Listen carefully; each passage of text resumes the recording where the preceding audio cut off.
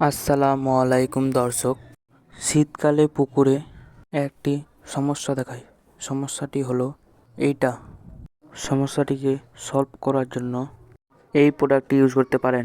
এই প্রোডাক্টটি ইউজ করার নিয়ম হলো, এই পুকুরের তলটা হলো 1.5 বিঘা আর জল আছে মোটামুটি 7 ফিট। ওষুধ লাগবে 60 ml।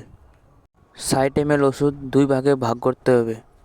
2টা ডেকে জল ভরার পর 30 ml করে ওষুধ দিতে হবে।